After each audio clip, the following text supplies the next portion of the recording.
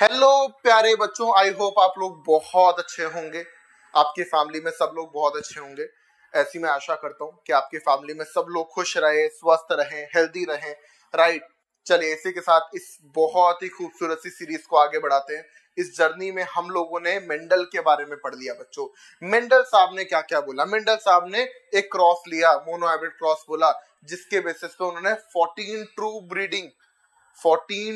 Breeding varieties ली थी बच्चों। ठीक है, 7 कैरेक्टर्स लिए थे, उनकी 14 वैरायटीज ली थी। और बच्चों इन 14 वैरायटीज के बेसिस पे उन्होंने डिफरेंट क्रॉस किए। पहले एक कैरेक्टर को लेकर क्रॉस किया, मोनोहाइब्रिड क्रॉस। बहुत सारी तमाम बातें पता चली, जिसको उन्होंने 2 लॉ में बांध दिया, लॉ ऑफ डोमिनेंस और law of segregation. Law of dominance का एक्सेप्शन है इनकम्प्लीट डोमिनेंस एंड को dominance. Law of dominance F1 monohybrid F1 पे हमें पता चलता है। राइट, लॉ ऑफ सेग्रीगेशन हमें मोनोहाइब्रिड F2 पे पता चलता है, जिसका अंडर नॉर्मल कंडीशन कोई एक्सेप्शन नहीं है। फिर 2 कैरेक्टर को लेकर साथ में क्रॉस करने लगे, क्या? Dihybrid cross. इसके बेसिस पे कौन सा लॉ था?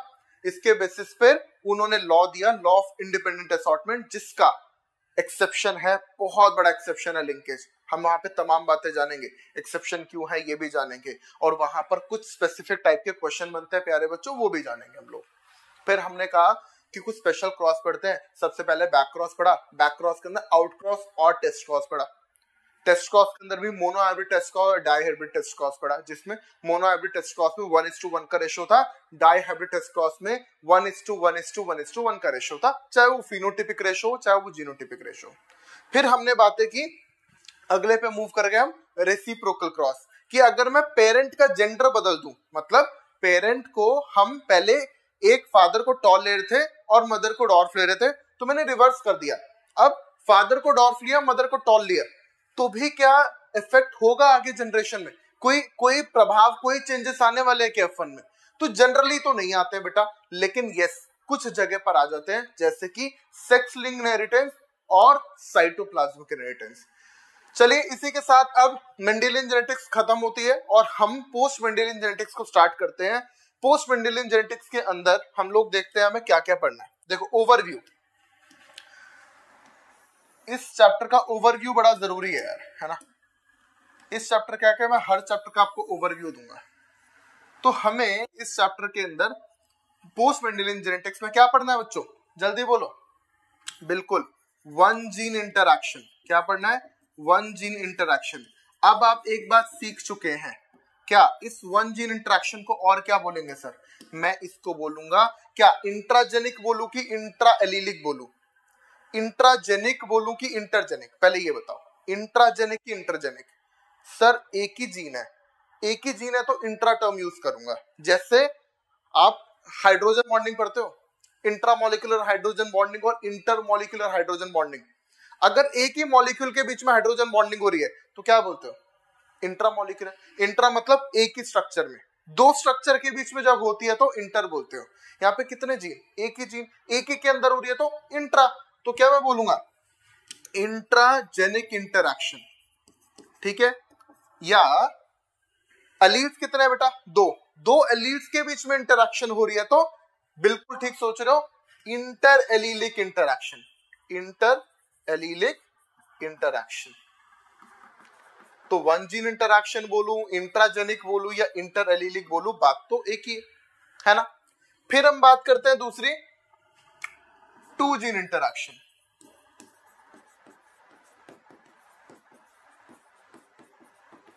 2 जीन इंटरैक्शन बेटा, है ना, 2 जीन इंटरैक्शन। आज 2 जीन्स की बात हो रही है, 2 जीन्स के बीच में, यानी कि यस इंटरजेनिक इंटरैक्शन। अब मुझे बताओ, इंट्रा एलीलिक बोलूं कि इंट्रा एलीलिक? तो कुछ भी नहीं बोल सकते, ये तो अलील्स ही बदल गए, है ना। तो यानी कि अगर एक जीन दूसरे जीन के जो एलील्स होते हैं उनको हम नॉन एलील्स बोलते हैं, तो ये इंटरैक्शन कैसा होगा बेटा? नॉन एलीलिक इंटरैक्शन होगा। ठीक है ना। और थर्ड हमें पढ़ना है क्या? Polygenic inheritance. पॉलीजेनिक इनहेरिटेंस, इसको हम आगे जानेंगे, तो ध्यान दीजिएगा।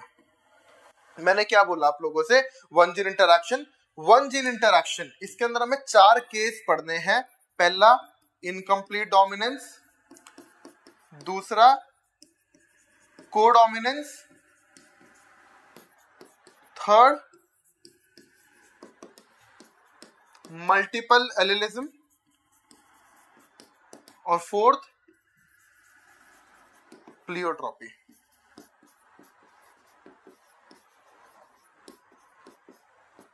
ठीक है, ये चारों हमें पढ़ने हैं। बात समझ में एकदम क्लियर। इन चारों के अंदर हम बात करेंगे कि वन जीन इंटरैक्शन के ही है।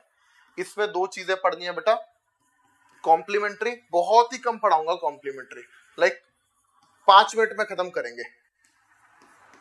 आप बोलोगे सर एनसीईआरटी में नहीं दे रखा, बिल्कुल नहीं दे रखा, हम ज्यादा पढ़ेंगे भी नहीं, डोंट वरी, बहुत ही कम, थोड़ा सा देख लेंगे कि पिछले सालों में मैं आपको दिखाऊंगा भी, सवाल आया है इसलिए मैंने डाला बेटा। ठीक है, और उसके बाद हम बात करेंगे पॉलीजेनिक इनहेरिटेंस। आज के लेक्चर में हम लोग बात करने वाले हैं, आज के लेक्चर में हम लोग बातें करेंगे यहां से यहां तक की। ठीक है ना, यानी कि हम इनकम्प्लीट डोमिनेंस और कोडोमिनेंस पढ़ेंगे। क्लियर बच्चों, चलो स्टार्ट करते हैं। तो यार सबसे पहले बिफोर स्टार्टिंग इनकम्प्लीट डोमिनेंस या कोडोमिनेंस कुछ चीजें जानते हैं। आपको बहुत बार आगे एनसीईआरटी में लिखा मिलेगा कि सिकल सेल एनीमिया तो क्वालिटेटिव डिजीज है और क्वांटिटेटिव कौन सी है, थैलेसीमिया। बड़ी सारी जगह पे ये सब चीजें आपको देखने को मिलेगी। तो मैं पहले आपको अलग से सिखा देता हूं कि क्वांटिटेटिव क्वालिटेटिव होता क्या है बेटा, राइट। तो सबसे पहले मैं बात करता हूं, मान लो प्लांट हाइट है, ठीक है, प्लांट हाइट है बेटा। ठीक है, प्लांट हाइट के अंदर आपके 3 केस बनेंगे, capital T capital T, capital T small T और स्मॉल टी स्मॉल टी। बेटा जी ध्यान से सुनो बात को, बहुत ध्यान से सुनो। क्या, अगर कैरेक्टर क्वांटिटेटिव है तो ये बोलेगा कि या तो मैं आऊंगा या नहीं आऊंगा, सॉरी क्वालिटेटिव है, या क्वांटिटेटिव लिख लो, दूसरी जगह क्वालिटेटिव लिख देता हूं। ठीक है, तो यार एक चीज समझो, अगर कैरेक्टर क्वालिटेटिव है, आप लोग जानते हो, अभी तक तो आपने कंप्लीट डोमिनेंस पढ़ा है, अभी तक तो आपने लॉ ऑफ डोमिनेंस पढ़ा है। तो आप बोलोगे कि सर इसमें टॉल होगा, लेट्स सपोज टॉल की हाइट है 10 सेंटीमीटर, इसमें कितना होगा, आप बोलोगे सर ये भी 10 सेंटीमीटर होगा क्योंकि ये भी टॉल ही होगा। ये कितना है, मान लेते हैं डॉर्फ वाला 5 सेंटीमीटर का है। तो इसने बोला कि मैं तो क्वालिटी पे डिपेंड करता हूं। फिर क्वांटिटेटिव पे समझते हैं, इसने बोला कि ये 10 सेंटीमीटर है, ये 5 सेंटीमीटर है, इसने बोला ये एक ही डोमिनेंट एलील है ना, तो यहाँ पे हाइट कम हो गई, मतलब कुछ इंटरमीडिएट कैरेक्टर आ रहे हैं। यानी कि ये डिपेंड करेगा, ये बोलता है कि भाई मेरे को तो क्वांटिटी चाहिए, जितने ज्यादा एलील, जितने ज्यादा डोमिनेंट एलील उतना ही ज्यादा बेहतर कैरेक्टर दूंगा। जितने नंबर ऑफ डोमिनेंट एलील की बात करता है ये, जितने क्वांटिटी है ना, क्वांटिटी पे बात करता है, जितने ज्यादा डोमिनेंट एलील उतनी बात करेगा। यहां पर ये क्वालिटेटिव की बात करता है बेटा, ठीक है ना, ये बात करता है क्वालिटेटिव। क्वालिटेटिव मतलब ये, इसको मतलब नहीं है कि कितने डोमिनेंट एलील आ रहे हैं, इसको मतलब नहीं है कितने डोमिनेंट एलील आ रहे हैं, इसको किससे मतलब है, इसको मतलब है कि अगर एक भी आएगा तो मैं अपना कैरेक्टर दूंगा और अपनी पूरी शिद्दत से कैरेक्टर दूंगा। बात समझ में? ठीक है, इसके बाद तो ये बातें की है हमने क्वांटिटेटिव और क्वालिटेटिव के अंदर। ठीक है, चलो इसके बाद हम बात देखते हैं, अब बात करते हैं इनकम्प्लीट डोमिनेंस की। इनकम्प्लीट डोमिनेंस क्या होता है, इनकम्प्लीट डोमिनेंस। चलो मैं पहले ना आपको इसके कुछ क्रॉस समझाऊंगा, फिर मैं आपको बातें करूंगा। देखो एग्जाम्पल लो, एग्जाम्पल ले लो, है ना, एग्जाम्पल लो। सबसे पहले एग्जाम्पल ले लिया मैंने, flower colour in Mirabilis जलापा। Mirabilis जलापा यानी कि इसको हम बोलते हैं 4 o'clock प्लांट, है ना, मिराबिलिस जलापा या 4 o'clock प्लांट इसलिए बोलते हैं क्योंकि 4 बजे इसके फूल खुलते हैं, है ना, फिर खुले रहते हैं, फिर सुबह बंद हो जाते हैं। तो 4 बजे इसके फूल खुलते हैं, है ना, एंथेसिस होता है, फूल का खिलना एंथेसिस कहलाता है, इसलिए हम इसको 4 o'clock प्लांट बोलते हैं। ठीक है, इसी प्लांट के अंदर, इसी प्लांट के फ्लावर कलर के अंदर डिस्कवर किया था किसने, इट वाज डिस्कवर्ड बाय कौन? कार्ल कॉरेंस, जिन्होंने मेंडल को रीडिस्कवर किया था in this, in Mirabilis जलापा, flower colour in Mirabilis जलापा। ठीक है ना? चलो इसका एक एग्जांपल और है, बहुत इंपॉर्टेंट। क्यों? क्योंकि एनसीईआरटी लिखती है। दूसरा, फ्लावर कलर इन, एक और प्लांट में flower colour in Antirrhinum majus, या इसको दूसरा नाम दिया गया डॉग फ्लावर। ध्यान से देखना, ये एनसीईआरटी लिखती है। तीसरा नाम दिया गया स्नैपड्रैगन, स्नैपड्रैगन। ठीक है, तो ये दो एग्जांपल्स हैं इसके, flower colour in Mirabilis jalapa, है ना, and flower colour in Antirrhinum majus, या डॉग फ्लावर, या फिर स्नैपड्रैगन। ठीक है, इसको डिस्कवर किया था कार्ल कॉरेंस ने, किसमें? मिराबिलिस जलापा के फ्लावर कलर में। ओके, अब हम बात करते हैं एक एग्जाम्पल लेके। अब मैं एग्जाम्पल ले रहा हूं, क्या कौन सा? फ्लावर कलर इन, कोई भी ले लो, मिराबिलिस जलापा ले लो, क्योंकि दोनों में फ्लावर कलर भी सेम है, फिनोमेना भी सेम है, या फिर और एंटीराइनम मेजस, कुछ भी ले सकते हो। ठीक है, देखते हैं इसको। तो हमने क्या देखा, आपको मैंने पहली एक चीज सिखाई है कि पेरेंट हमेशा कैसे लेंगे बेटा। आप लोग पेरेंट हमेशा कैपिटल आर लोगे और एक स्मॉल आर लोगे। ठीक है ना? कैपिटल आर कैसा होगा? ये रेड कलर का फ्लावर होगा। ठीक है, ये वाला कैसा होगा? ये व्हाइट कलर का फ्लावर होगा बच्चों। ठीक है, फिर हुआ क्या, F1 जनरेशन आई, और F1 जनरेशन के अंदर ये कैपिटल, तो यहां पर क्या होने चाहिए थे? ये सारे के सारे रेड होने चाहिए थे, है ना, होने चाहिए थे रेड, लेकिन आए क्या? All pink. यानी कि पिंक क्यों आए हैं? ध्यान से सुनना, अब ध्यान से देखना। ये क्रोमोसोम, यहां पर तेरा जीन हो गया बेटा कैपिटल आर, यहां पर कैपिटल आर, तो इस जीन ने भी वर्किंग किया और प्रोटीन बनाया, है ना, और इस जीन ने भी वर्किंग किया और प्रोटीन बनाया। तो दोनों ने जब प्रोटीन बनाया बच्चों, तो कैसा हो गया? रेड हो गया सर। अब दूसरी बात करूं अगर मैं करूं, तो इसने कैपिटल आर और ये स्मॉल आर। अब कैपिटल आर वाले ने प्रोटीन बनाया, बिल्कुल बनाया, इस वाले ने प्रोटीन नहीं बनाया, तो प्रोटीन थोड़ा कम ही बना, जिसकी वजह से रिएक्शन कम हुई, पिगमेंट कम बना। कौन सा पिगमेंट? एंथोसाइनिन। पिगमेंट कम बना, जिसकी वजह से ये कम कलर आ पाया इसमें इन दोनों ने पिगमेंट दिया, है ना, दोनों ने प्रोटीन बनाया, जिसकी वजह से रिएक्शन हुई और पिगमेंट बना। दोनों ने किया, रेड आ गया, किसी ने नहीं किया, व्हाइट आ गया, एक ने किया तो पिंक आ गया। यानी कि ये तो सर डिपेंड कर रहा है किस पे? Number of dominant allele. जितने ज्यादा डोमिनेंट एलील होंगे उतने ज्यादा, बिल्कुल कर रहा है। तो इसका मतलब ये कैसा हुआ सर? ये तो क्वांटिटेटिव हुआ, यस और नो? बिल्कुल हुआ। तो ये सबसे पहले मैं यहाँ पे एक और चीज लिख देता हूं कि ये जो है बेटा, ये क्या है? क्वांटिटेटिव है। याद रखिएगा इस बात को, यहां से सवाल बन सकता है। ये क्वांटिटेटिव है, क्लियर? फिर हमने क्या कराया इसका? आगे सेल्फिंग करा दिया। सेल्फिंग करा दिया। सेल्फिंग का मतलब क्या है? Capital R small R into capital R small R. इसको जब इनसे सेल्फिंग कराया तो आप लोग जानते हो क्या? एक तो सर कैपिटल आर आएगा, दो हमारे कैपिटल आर स्मॉल आर आ रहे थे, और एक आ रहा है हमारा capital R small R, sorry small R. ठीक है, तो ये बात तो आप जानते हो, ये बात तो आपको पता चल गई। तो ये कैसे हुए सर? ये तो एक तो रेड हुआ, दो कैसे हुए सर? पिंक हुए, और एक कैसा हुआ? ये व्हाइट हुआ। इसका मतलब इसके अंदर फिनोटिपिक रेशियो क्या है बेटा? फिनोटिपिक रेशियो क्या है? सो 1:2:1। और जीनोटिपिक रेशियो क्या है? सेम, वो भी 1:2:1 है। कैसे सर? देखो, एक तो यहाँ पे रेड है, दो यहाँ पर पिंक है, और एक यहाँ पर व्हाइट है। ठीक है, ये तो फिनोटाइप हो गया। जीनोटिपिक कैसे? एक तो सर कैपिटल आर है, दो कैपिटल आर स्मॉल आर है, और एक स्मॉल आर स्मॉल। तो यानी कि इसमें दोनों ही केसेस में यानी कि फिनोटिपिक रेशो भी और जीनोटिपिक रेशो भी क्या होगा, सेम होगा, दैट इज 1:2:1। ठीक है, अब इसके बारे में जानते हैं।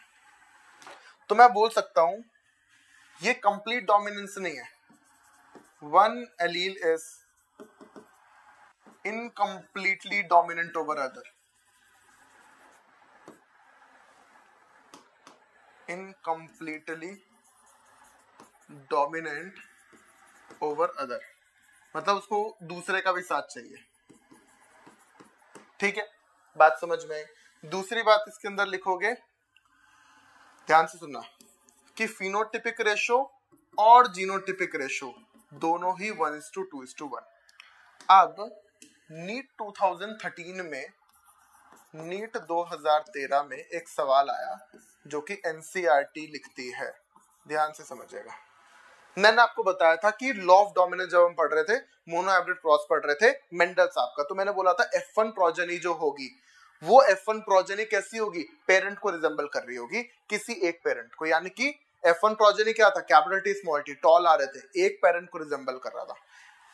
यहां पर मुझे बताओ किस पेरेंट को रिजेंबल कर रहा है, पिंक, ना तो ये वाला पेरेंट ऐसा ना ये वाला पेरेंट ऐसा, यानी कि F1 प्रोजेनी किसी भी पेरेंट को रिजेंबल नहीं करती है बच्चों। ठीक है ना, ध्यान दीजिएगा। तो मैंने यहाँ पे क्या बोला, F1 प्रोजेनी, मैं इसको अलग कलर से लिख रहा हूं बच्चों, F1 progeny did not resemble either of the parent,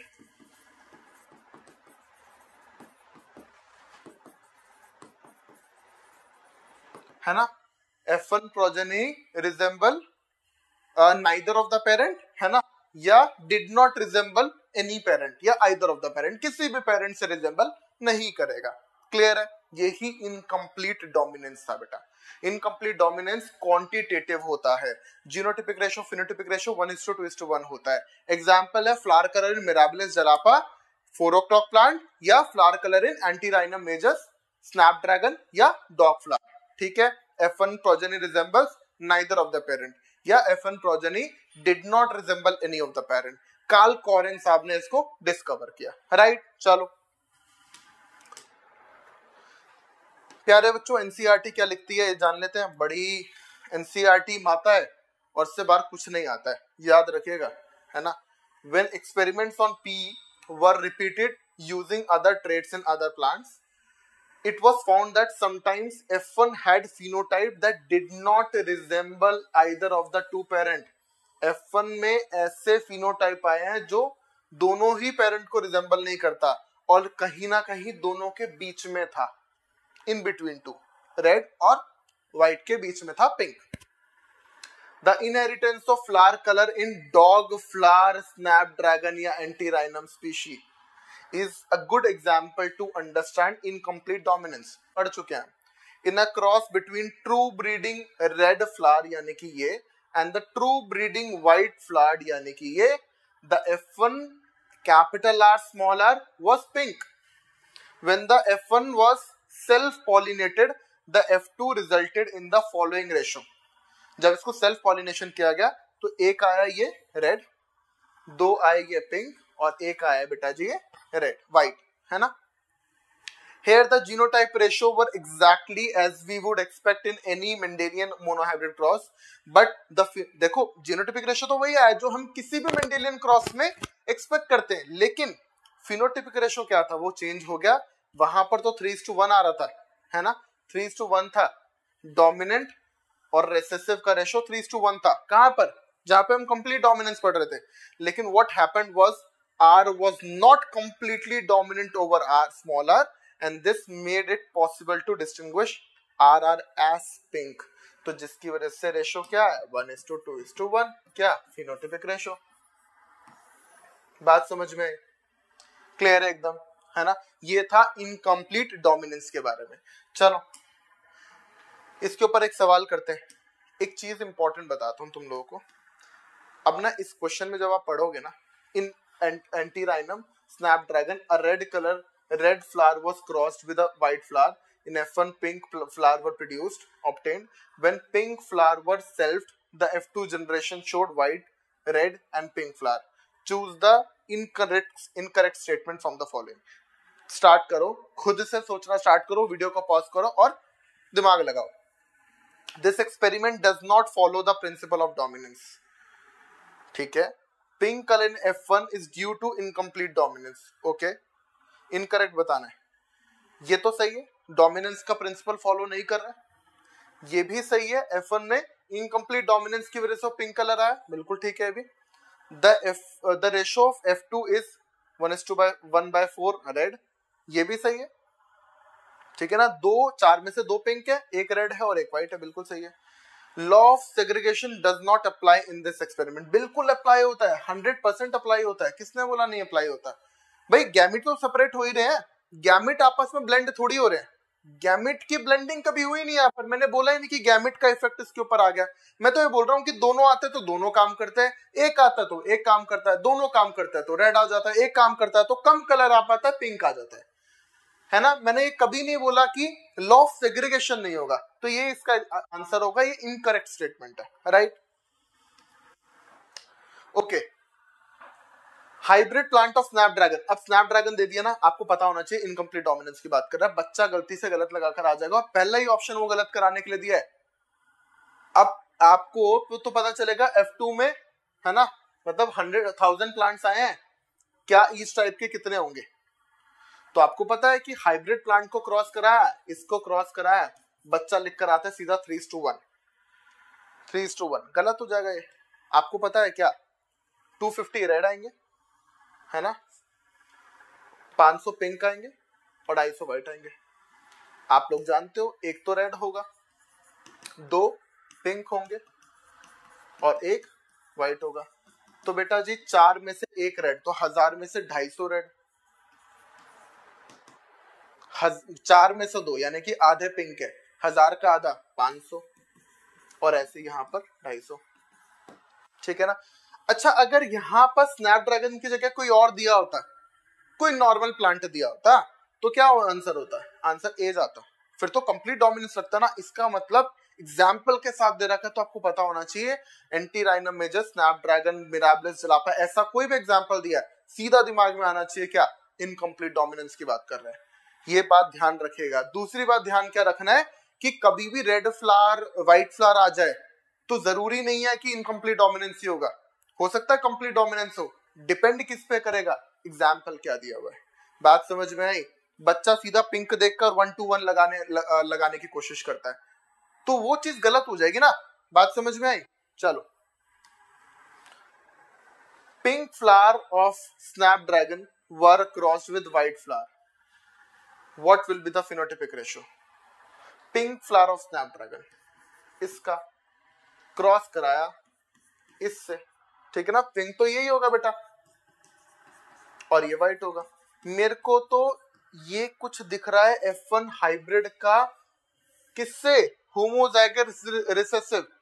सीधा किसकी बात दिमाग में आ रही है? बिल्कुल सही सोच रहे हो, टेस्ट क्रॉस आ रहा है sir, monohybrid test cross आ रहा है, तो मोनो हाइब्रिड टेस्ट क्रॉस आ रहा है, सीधा एक पिंक बनेगा, एक व्हाइट बनेगा, 50-50 बनता है, 1:1 का रेशियो आता है।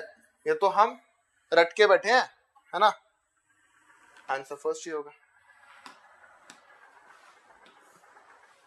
ठीक है ना बच्चों। अब बात करते हैं बेटा कोडोमिनेंस की, है ना। अब बात करते हैं हम कोडोमिनेंस की। तो कोडोमिनेंस के अंदर ध्यान से समझिएगा, मैं आपको इसका भी एक एग्जांपल से समझाता हूं। देखो, एग्जाम्पल है इसके अंदर, कोट कलर इन कैटल। दूसरा एग्जाम्पल है इसका AB ब्लड ग्रुप, ठीक है, ये होगा AB ब्लड ग्रुप। अब ध्यान से समझना, अब इसमें होता क्या है, एक आप जानते हो कि जीन ऐसा होगा, मैं बोलूं कि अगर ये दोनों डोमिनेंट है तो इसको कोडोमिनेंस बोला जाएगा। ध्यान से समझना, अगर कोई 2 डोमिनेंट एलील हो, ये भी अपना कैरेक्टर दे रहा है और ये भी अपना कैरेक्टर दे रहा है, तो मैं इसको, ये अपना कुछ कैरेक्टर दे रहा है X, ये अपना कुछ कैरेक्टर दे रहा है Y, तो मैं दोनों को ही स्मॉल तो लिख, दोनों में से किसी को भी स्मॉल नहीं लिख सकता, क्योंकि दोनों ही अपना कैरेक्टर दे रहे हैं, दोनों ही डोमिनेंट है। तो मैं क्या करता हूं, हम सुपरस्क्रिप्ट यूज करते हैं या सबस्क्रिप्ट यूज करते हैं, यानी कि हम क्या करेंगे, या तो ऐसे लिखेंगे B1 B2, ऊपर लिख देंगे सुपरस्क्रिप्ट, या उनके पैरों में लिख देंगे B1 B2। अब दोनों की ही ईगो सेटिस्फाई हो गई, कोई भी स्मॉल नहीं है, दोनों ही कैपिटल है, कोडोमिनेंस का एग्जांपल है। समझते हैं एक एग्जांपल के साथ। देखो एग्जांपल है कोट कलर इन कैटल। इसमें क्या होता है, कैप B1 B2, ऐसे समझो B1 B1 cross B2 B2। जैसे ये वाली जो काउ होगी है ना, ये ब्लैक होगी, ठीक है, और ये वाली व्हाइट होगी। क्योंकि ये व्हाइट बना रही है, इसके एंजाइम ऐसे हैं कि ये व्हाइट बना रही है, काम कर रही है व्हाइट बनाने का। तो अगर काम करेगी तो डोमिनेंट एलील कहलाएगी, और ये भी काम करके अपना प्रोटीन बना के एक्सप्रेस करके ब्लैक कलर दे रही है। तो मैं किसी को भी रिसेसिव नहीं बोल सकता, ठीक है। हमने क्या देखा, जब इनको हमने क्या कराया, इनका हमने क्रॉस कराया तो B1 B2 आया बेटा, है ना, B1 B2। और हमने क्या देखा कि सारी की सारी कैटल रॉन है, रॉन, यानी कि आपने देखा होगा ब्लैक कलर की गाय जिसपे व्हाइट पैचेस होते हैं, या व्हाइट गाय जिसके ऊपर ब्लैक पैचेस होते हैं, है ना, तो वो क्या कहलाती है, रॉन कैटल कहलाती है बेटा, है ना, रॉन कैटल, उसको हम रॉन कैटल बोलते हैं। जिस जो व्हाइट का हो, यानी कि व्हाइट भी कैरेक्टर आया और ब्लैक भी कैरेक्टर आया। किसमें, ये तो पेरेंटल जनरेशन थी, और ये कैसी जनरेशन है, ये F1 जनरेशन है। तो इसका मतलब है कि F1 जनरेशन किससे रिजेंबल कर रही है, व्हाइट भी है ब्लैक भी है, दोनों है ना इसके पास, यानी कि F1 प्रोजेनी तो दोनों से रिजेंबल कर रही है। कंप्लीट डोमिनेंस जो हमने स्टार्टिंग में पढ़ा था, उसके अंदर क्या हो रहा था, F1 प्रोजेनी किसी एक पेरेंट से रिजेंबल कर रही थी, टॉल वाले से रिजेंबल कर रही थी। जब हम इनकम्प्लीट डोमिनेंस पढ़ा, पिंक वाला ना तो रेड से कर रहा था ना व्हाइट से कर रहा था, F1 प्रोजेनी किसी से रिजेंबल नहीं कर रही थी। लेकिन यहाँ पर F1 प्रोजेनी दोनों से रिजेंबल कर रही है, F1 progeny resembles both the parent, ठीक है। फिर इसके हमने क्या कराई, कुछ बच्चे बोलेंगे सर सेल्फिंग करा दो, तो काऊ है कैटल है, सेल्फिंग थोड़ी कराएंगे, क्या कराएंगे, इंटरब्रीडिंग कराएंगे, सेल्फिंग थोड़ी पॉसिबल है उनमें, ठीक है, इंटरब्रीडिंग करा दी हमने, किसमें, B1 B2 cross B1 B2, ठीक है। तो क्या हुआ आप जानते हो, अब एक तो आएगा B1 B1, दो आएंगे B1 B2, और एक आएगा B2 B2, बिल्कुल ठीक बात है ना। और ये जो है बेटा, ये एक ब्लैक हुआ, दो रॉन कैटल हुए सर, बिल्कुल ठीक, और ये वाला क्या हुआ, एक व्हाइट हुआ, ठीक है ना, एकदम एकदम क्लियर हो रही है बात। तो यानी कि अब 1:2:1 का रेशो आया, किसका, जीनोटाइप का। फिनोटाइप का भी 1:2:1 का रेशो होगा। तो फिनोटिपिक रेशो क्या है, 1:1। कैसे सर, देखो एक ब्लैक है, दो रॉन है और एक व्हाइट है, ठीक है। जीनोटिपिक रेशो क्या आया बच्चों, 1:2:1। एक क्या है, एक B1 B1 है, दो B1 B2 है, और एक B2 B2 है। बात समझ में आई। तो ये हमने किया, इसका समझिए बात आप। तो मैं इसके बारे में लिख सकता हूं, both the alleles are equally dominant. याद रखिएगा बच्चों, इक्वली डोमिनेंट है, कोई भी रिसेसिव नहीं है। हमने बोला कोडोमिनेंस है यहाँ पर, ठीक है। दूसरी बात है F1 प्रोजेनी रिजेंबल्स, जल्दी बताओ क्या होगा, F1 progeny resembles both the parent, बिल्कुल ठीक है, दोनों के कैरेक्टर आ रहे हैं, ठीक है। तीसरी बात बताओ सर, फिनोटिपिक रेशो और जीनोटिपिक रेशो दोनों ही 1:2:1 आता है। क्या ये बातें सबको समझ में आई बाल को, एकदम सब कुछ क्लियर हुआ, कोडोमिनेंस आपको समझ में आया। सर आप मुझे बताओ कि क्वांटिटेटिव होगा कि क्वालिटेटिव होगा। बेटा यहाँ पर ना तो क्वांटिटेटिव है ना क्वालिटेटिव है, ऐसी कोई बात ही नहीं करेंगे हम यहाँ पर, ठीक है। यहाँ पर वो कॉन्सेप्ट अप्लाई ही नहीं होता है, याद रखिएगा, ठीक है। दूसरी बात है, ये एग्जाम्पल देख लिया। अब एक बार AB ब्लड ग्रुप को भी समझते हैं, AB ब्लड ग्रुप को भी समझते हैं। ब्लड ग्रुप क्या होता है, ये हमारी RBC है बेटा, अभी हम इसको डिटेल पढ़ेंगे आगे, है ना, मैं थोड़ा सा बताया तो इसके ऊपर एक एंटीजन होता है, एंटीजन ए, तो ए ब्लड ग्रुप कहलाएगा। अगर बी एंटीजन है तो बी ब्लड ग्रुप कहलाएगा। ये एंटीजन प्रोटीन्स के बने होते हैं, यानी कि अगर मेरे जीन में अगर IA-IB होगा तो ये भी प्रोटीन बनाएगा, कौन सा, ए, जिसकी वजह से क्या बनेगा, ए एंटीजन बनेगा। ये भी प्रोटीन बनाएगा, कौन सा, बी, जिसकी वजह से बी एंटीजन बनेगा, और मेरा ब्लड ग्रुप हो जाएगा, दोनों एंटीजन बन गए, दोनों आरबीसी पे लग जाएंगे, मेरा ब्लड ग्रुप हो गया क्या, AB। तो ये वाला भी अपना काम कर रहा है, ये भी। किसको रिसेसिव बोलोगे सर, किसी को नहीं बोल सकते। तो ये वाला पर्टिकुलर सिर्फ यही वाला ब्लड ग्रुप कैसा है बेटा, को डोमिनेंस शो करता है। आप बोलो सर ब्लड ग्रुप ए वाला क्या करता है, ए वाला तो कंप्लीट डोमिनेंस शो करता है। कैसे सर, या तो इसके पास IA होगा या फिर उसके पास IA-I होगा। तो ये वाला तो इसके ऊपर डोमिनेंट है, 100% डोमिनेंट है। ये वाला तो होमोजाइगस ही है, ये वाला इसके ऊपर डोमिनेंट है, तो ये वाला डोमिनेंस शो करेगा, बी वाले के अंदर भी पूरा डोमिनेंस लगेगा। तो यही सिर्फ AB ब्लड ग्रुप ऐसा है जो कि को डोमिनेंस शो करता है। दोनों आएंगे, दोनों एक्सप्रेस होंगे, दोनों काम करेंगे, एक दूसरे का किसी के ऊपर कोई प्रेशर नहीं होगा।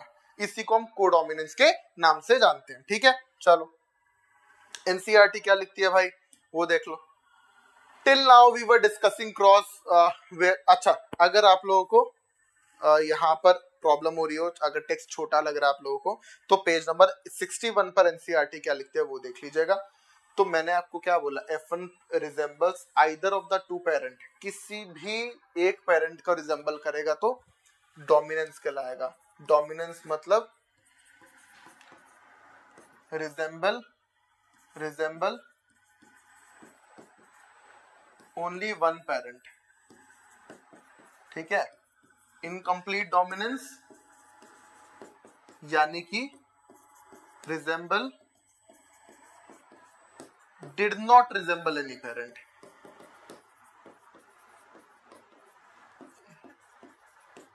और तीसरा कोडोमिनेंस क्या होगा बच्चों, रिजेंबल, बिल्कुल सही, बोथ द पेरेंट्स।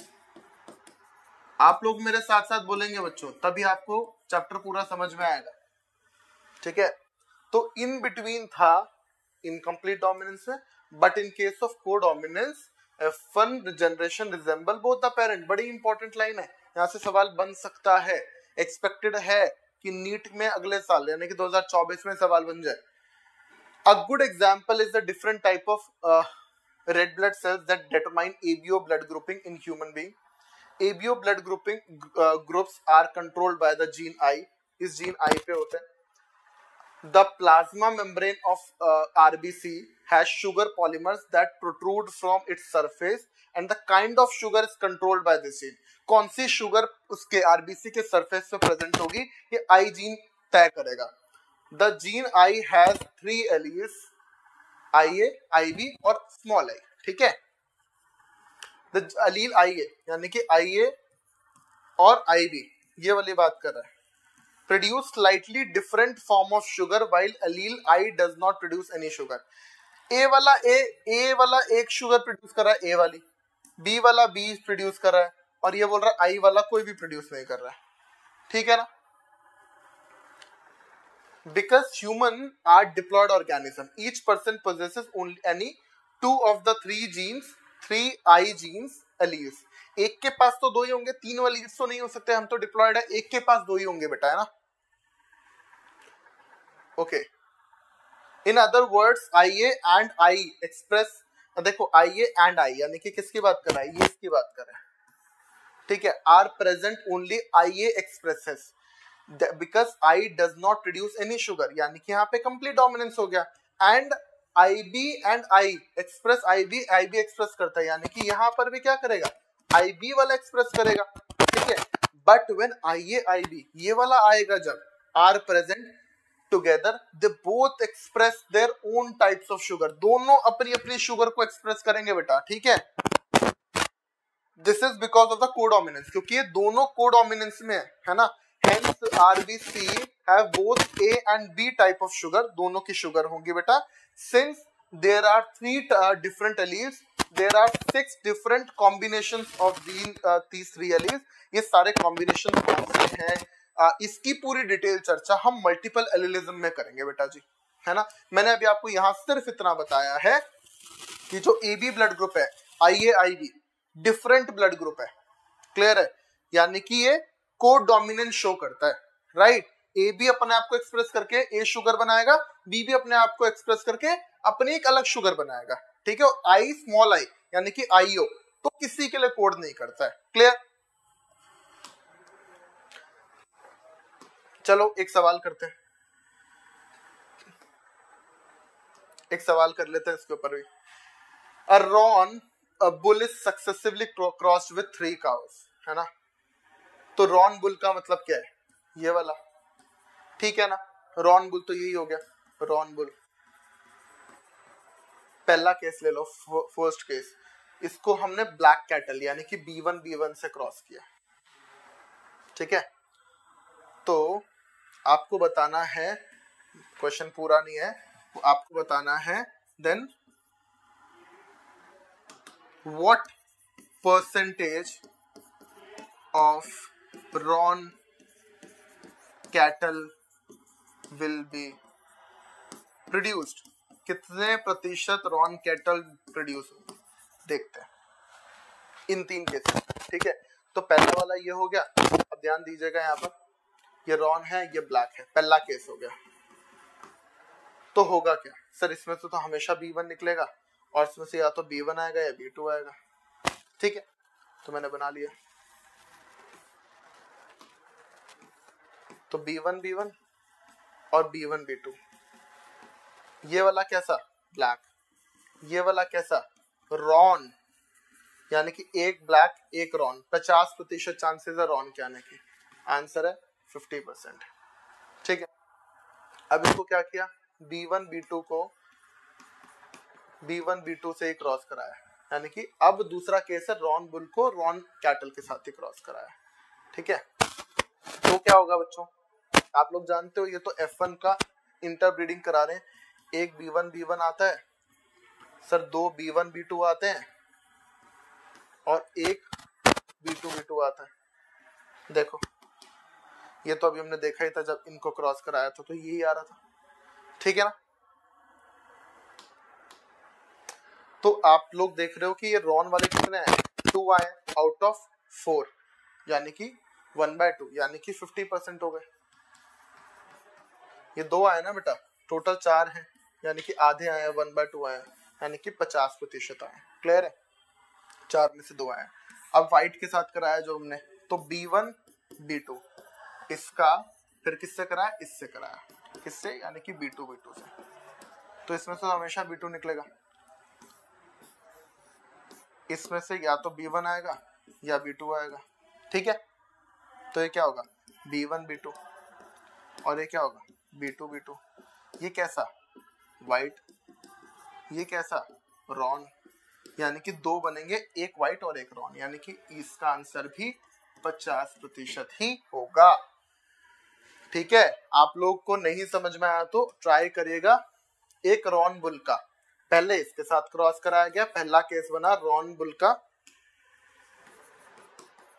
किससे, B1 से, ये रॉन का ब्लैक से कराया पहला, दूसरा रॉन का रॉन से कराया,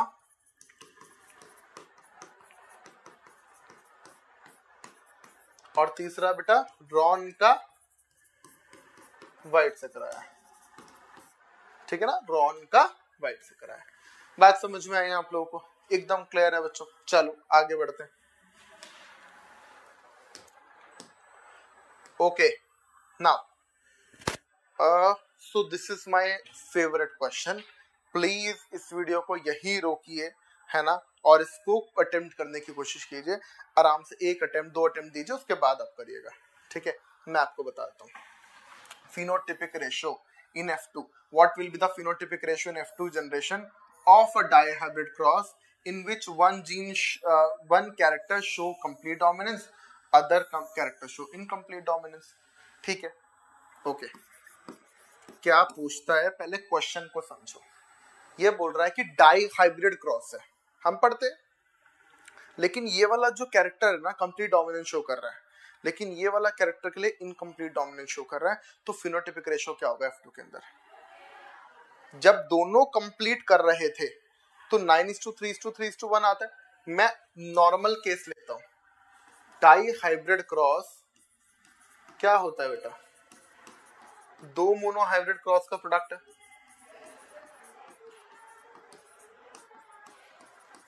इनटू मोनो हाइब्रिड क्रॉस, है ना? डाई हाइब्रिड क्रॉस दो मोनो हाइब्रिड क्रॉस का प्रोडक्ट है। तो हमारे पास क्या आ रहा था? ये भी कंप्लीट डोमिनेंस था और ये भी कंप्लीट डोमिनेंस था। तो फिनोटिपिक रेशियो कंप्लीट डोमिनेंस में मोनो हाइब्रिड में 3:1 आ रहा था, मोनो हाइब्रिड का कंप्लीट डोमिनेंस में फिनोटिपिक रेशियो 3:1 था। इन दोनों का जब क्रॉस कराया था तो क्या आया था? 9:3:3:1। ठीक है ना? पहले 3 का इन दोनों से कराया, फिर 1 का इन दोनों से कराया। ठीक है, लेकिन अभी क्या है? डाई हाइब्रिड है। अब यहां पर भी दो मोनो हाइब्रिड क्रॉस से प्रोडक्ट होगा। ये वाला बेटा जी, ये वाला जो मोनो हाइब्रिड है वो कैसा है सर? कंप्लीट डोमिनेंस शो करता है। और ये वाला कैसा है? ये इनकम्प्लीट डोमिनेंस शो करता है। ओके, कंप्लीट डोमिनेंस शो करता है। हमें क्या निकालना है? फिनोटिपिक रेशियो निकालना है। तो इसका कितना होता है? 3:1। और इस इनकम्प्लीट डोमिनेंस वाले का मोनो हाइब्रिड का फिनोटिपिक रेशियो 1:2:1। तो निकाल दो, आंसर होगा 3:1। phenotypic ratio of complete dominance cross 1:2:1 phenotypic ratio of incomplete dominance। ठीक है, क्लियर है एकदम? तो ये 3:1, इस 3 को इन दोनों से करो भाई, इन तीनों से करो इस 3 को, तो 3:6:3। फिर इस 1 को इन तीनों से करो तो 1:2:1। तो आंसर यही होगा। बात समझ में आई? क्लियर एकदम? ओके, मल्टीपल एलिलिज्म की बात करते हैं, है ना? मल्टीपल एलील्स की बात कर रहे हैं। तो आप एक चीज जानते हो, what is multiple allelism? So more than 2 alleles, more than 2 alleles are present. जब 2 एलील से ज्यादा प्रेजेंट हो भाई तो क्या होगा? मल्टीपल एलिलिज्म कहलाएगा। ठीक है, अच्छा दूसरी बात यार सुनो, तो 2 एलील से ज्यादा एक इंसान में तो हो नहीं सकते भाई। ये मान लो ये एक पर्सन है, ऐसे थोड़ा अजीब बना है। तो देखो इस पर्सन में यहां पर इसका मैंने थोड़ा सा यहां से मैग्नीफाई किया और इसका एक सेल ले लिया बेटा। ये इसका एक सेल है ना? है ना? इसका एक सेल है। इस बच्चे का नाम रखा हमने राहुल। तो ये राहुल का सेल है। ठीक है, इस राहुल के सेल के अंदर क्या है? क्रोमोसोम है सर। कितने? 23 पेयर है ना? 23 पेयर होंगे। तो यानी कि इसका एक जीन जो होगा उसके इस जीन पे यहाँ पर एक क्या होगा? एलील होगा और एक यहाँ पे एलील होगा। मान लो एक एलील है टी, तो यहाँ पर क्या होगा? हो सकता है स्मॉल टी, हो सकता है स्मॉल टी। अगर मैं बोल रहा हूं कि 2 से ज्यादा एलील प्रेजेंट है, भाई मैंने बोला कि 2 से ज्यादा एलील प्रेजेंट है, तो यहाँ पर 2 से ज्यादा एलील प्रेजेंट हो सकता है क्या? देखो, क्या यहाँ पर ऐसा हो सकता है कि यहाँ पर मैंने 2 तो बनाए, साथ ही साथ एक और बना दिया। हमने क्या बोला कि ये तो कैपिटल टी, स्मॉल टी और ये टी डैश है, एक और बन गया। ऐसा पॉसिबल है क्या? आप बोलोगे बिल्कुल पॉसिबल नहीं है, ट्रिप्लॉइड थोड़ी है हम लोग के 2 ही एक पैर में ना, हम डिप्लॉयड है ना बेटा। तो यानी कि तीसरा वाला एलील यहां पर नहीं आ सकता। एक पर्सन में राहुल में सिर्फ 2 देखने को मिल रहे हैं, या धरती पर जितने लोग प्रेजेंट है सबके अंदर 2 देखने को मिलेंगे। लेकिन मैंने एक लड़की लिया, रूही नाम है इसका। ठीक है, इस रूही के इसके देखो बाल बनाए मैंने, है ना? ठीक है, इस रूही के इसके सेल में भी हमने देखा, इसके सेल में भी हमने देखा बेटा। इसके सेल में हमने क्या देखा? इसके सेल में हमने देखा कि यहां पर मेरे को मिल रहा है, जैसे इसके में कैपिटल टी स्मॉल टी मिल रहा था, इसमें कैपिटल टी और एक टी डैश करके मिल रहा है। तो यानी कि जब मैंने यहां पर देखे राहुल में तो 2 एलील मिले, जब मैंने रूही में देखा तो 1 एलील और नया मेरे को मिला, यानी कि एक इंसान में तो सिर्फ 2 ही होंगे। यानी कि मैं लिख सकता हूं, पहली बात मैंने क्या बोली है, every diploid organism can have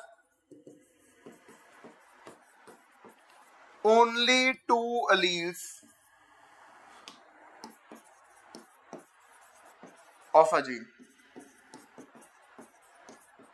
बात समझ में आई? 2 ही एलील हो सकते हैं, जीन बदल गया क्या? जीन तो वही है।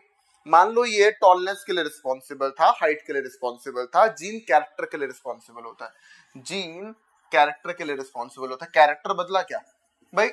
जितने भी एलील आए, नए एलील आए, capital T, small T, T dash, सब हाइट के लिए रिस्पॉन्सिबल है ना। तो जीन तो वही है, जीन थोड़ी बदल गया। जीन कैरेक्टर को स्पेसिफाई करता है, लेकिन इस जीन के बड़े सारे एलील हो गए, और वो एलील आप एक इंसान में नहीं देख पाओगे। और जी एलील क्या करोगे? Can be seen in population only. आप सिर्फ पॉपुलेशन में स्टडी कर पाओगे बेटा। कैन बी स्टडीड इन या एनालाइज्ड इन पॉपुलेशन ओनली। तो हम एक पर्सन में हमेशा 2 एलील होंगे, क्योंकि हम तो डिप्लॉयड है। 2 से ज्यादा एलील होना ही मल्टीपल एलिज्म कहलाता है, और वो तो सिर्फ पॉपुलेशन में देखने को मिलेगा। आप बोलोगे सर आपने बताया था कि हमेशा एक ही एलील आता है, वाइल्ड एलील होता है, वो सबसे पहला जो एलील आता है, फिर उसी के अंदर म्यूटेशन होती है, फिर बहुत सारे एलील बनते हैं।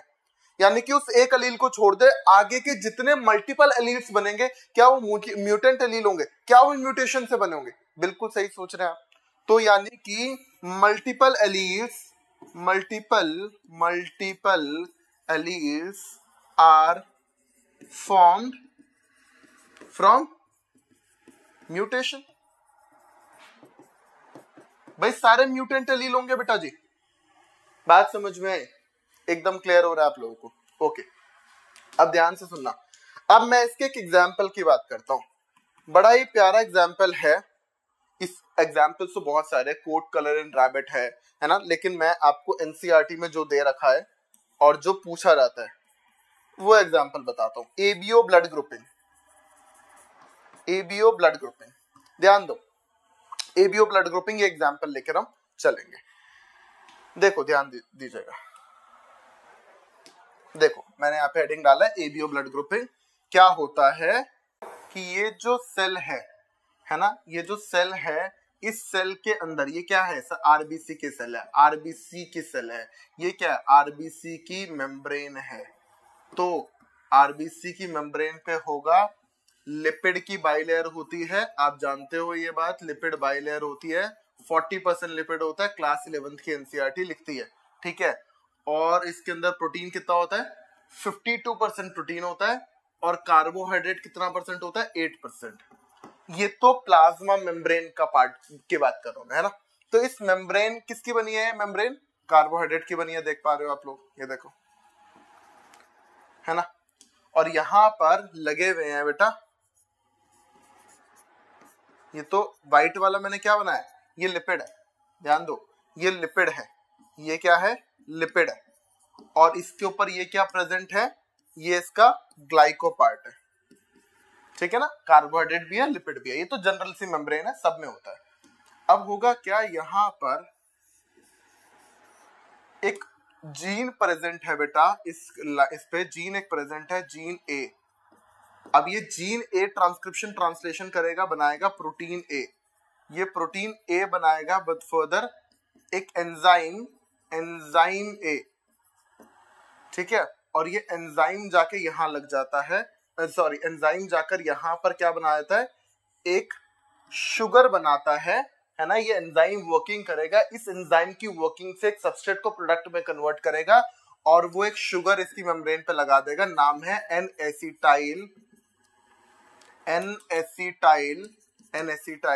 ग्लूकोजामीन। यानी कि ये किससे बना? ये इस जीन ए के प्रेजेंट होने की वजह से बना। इसको हम एंटीजन ए बोल देते हैं। इसको एंटीजन क्यों बोला है ये अभी आगे बताऊंगा आप लोगों को, ठीक है। बात समझ में आई? दूसरी बात करते हैं हम इसके अंदर, यहां पर दूसरा है ना।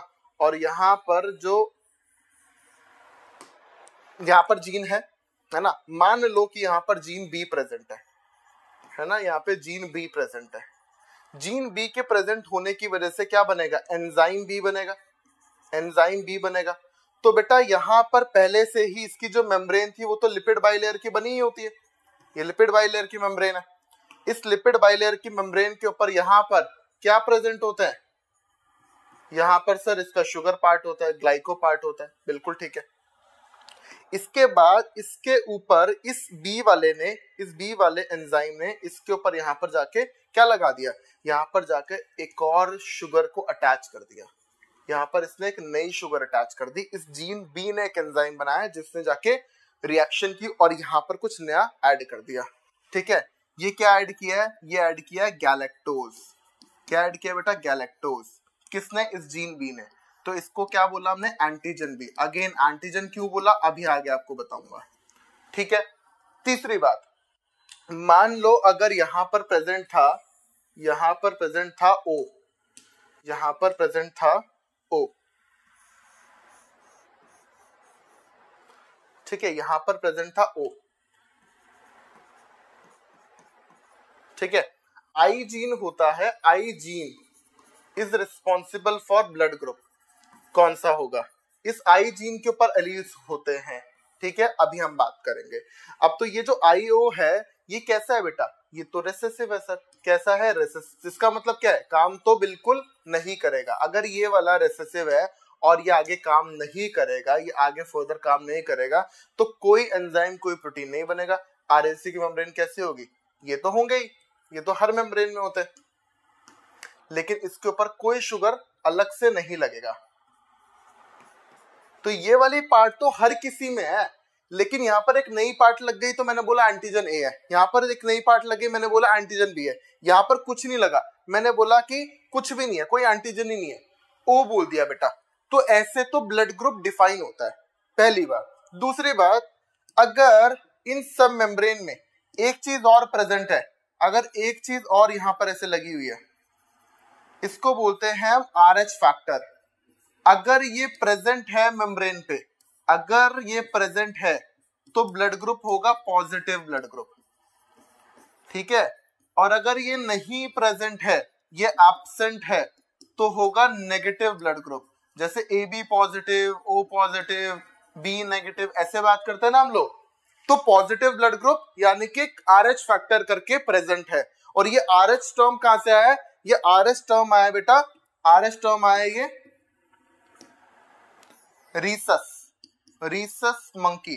तो ये जो एक रीसस मंकी था, है ना, एक प्रजाति है मंकी की, रीसस मंकी से इसके अंदर सबसे पहले फैक्टर देखा गया, नाम रख दिया RH फैक्टर, उसके नाम पे पड़ गए, ठीक है। फिर बाद में लेटर ऑन ये ह्यूमन के अंदर भी हमें देखने को मिला।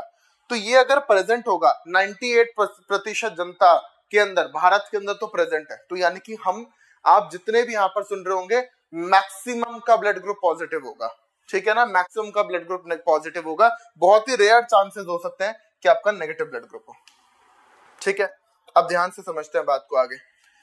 तो मैंने क्या बोला, ध्यान दीजिएगा, मैंने क्या बोला, ब्लड ग्रुप क्या है, ब्लड ग्रुप मल्टीपल एलिलिज्म का एग्जांपल है, मल्टीपल एलिलिज्म है। क्यों सर, क्योंकि यहाँ पे 3 एलील्स हैं। कौन कौन से, एलील A, एलील B और एक एलील O। एक्चुअली ध्यान दीजिएगा, ये जो मल्टीपल एलिलिज्म है, इसके अंदर ये जो मल्टीपल एलिलिज्म के अंदर जो ABO ब्लड ग्रुप है ना, इस ABO ब्लड ग्रुप में ब्लड ग्रुप जो वाला जो पार्ट है, that is controlled by, this blood group is controlled by, this is controlled by, this is controlled by कौन, controlled by gene I। NCERT की बात लिख रहा हूं मैं, NCERT लिखती है जीन I कंट्रोल करता है। इस जीन I के ऊपर डिफरेंट एलील हो सकते हैं, हो सकता है इसके ऊपर एलील हो A, हो सकता है B, हो सकता है हो कोई भी नहीं, मतलब O एलील प्रेजेंट हो, रेसेसिव कंडीशन में प्रेजेंट हो। तो ध्यान दीजिएगा मेरी बात को, 3 एलील प्रेजेंट है, तो इसके अंदर कितने एलील प्रेजेंट है, 3 एलील, 3 एलील्स प्रेजेंट है। बात समझ में आई, 2 से ज्यादा एलील प्रेजेंट है, एक के अंदर 2 ही देखने को मिलेंगे। तो अगर ध्यान दीजिए, अगर कैपिटल T स्मॉल t होता है हाइट के लिए, ठीक है, तो कंडीशन क्या बनती है जी, मतलब क्या क्या कंडीशन बनती है, कैपिटल टी स्मॉल टी और कैपिटल टी। जब दो एलील होते हैं तो ये 3 जीनोटाइप बनते हैं, ठीक है ना। लेकिन अब 3 एलील है, 3 एलील प्रेजेंट है भाई, ए बी, ऐसे लिखो, आई ए, आई बी और ओ, या स्मॉल आई या फिर आई ओ, ये 3 एलील प्रेजेंट है बेटा, ठीक है। ये 3 एलील क्या करेंगे, अब ये 3 एलील कितने कॉम्बिनेशंस बना पाएंगे, तो मैं बोलता हूं देखो डिफरेंट कॉम्बिनेशंस बन रहे हैं इसमें। कौन कौन से, आई ए आई ओ, ठीक है, I A I B I O, I B I B और स्मॉल आई।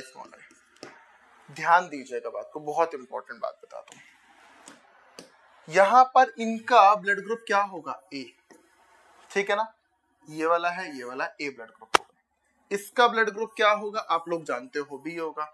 इसमें दोनों एंटीजन प्रेजेंट है ना, दोनों एलील्स प्रेजेंट है तो ए बी होगा, और इसमें कोई भी प्रेजेंट नहीं है तो ओ होगा। ध्यान से सुनना, इसका मतलब है जब यहां पर ये वाला तो रिसेसिव है, ये वाला इसके ऊपर डोमिनेट कर जाएगा, तो मैंने बोला कि इस केस में और इस केस में ये वाला एग्जाम्पल कंप्लीट डोमिनेंस शो करता है।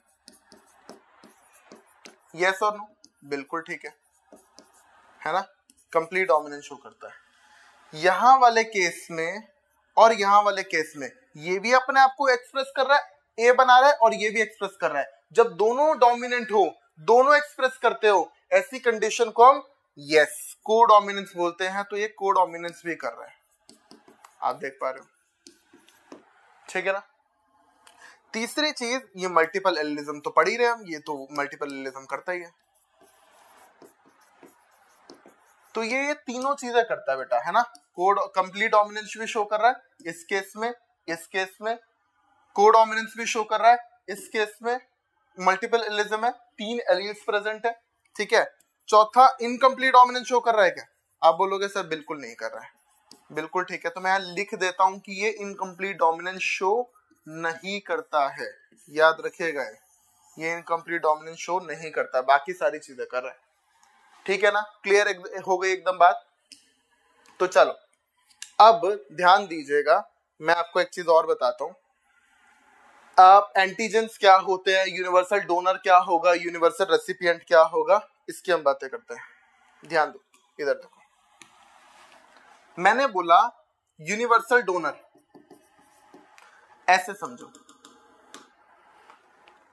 ब्लड ग्रुप कितने टाइप के हो सकते हैं, 4 टाइप के होते हैं। पहला ए, दूसरा बी, तीसरा ए बी और फोर्थ ओ, ठीक है ना। अब ध्यान दीजिएगा, अगर ब्लड ग्रुप ए है तो उसका जीनोटाइप क्या होगा, जीनोटाइप निकालने का फॉर्मूला होता है n इंटू n प्लस 1/2, जहां पर n होता है आपका नंबर ऑफ एलील्स। तो कितने एलील्स है, 3 एलील्स है, तो सर 3 इंटू 3 प्लस 1 4/2, इससे क्या 2 आया, इसका आंसर होगा 6, यानी कि 6 जीनोटाइप बनेंगे बेटा।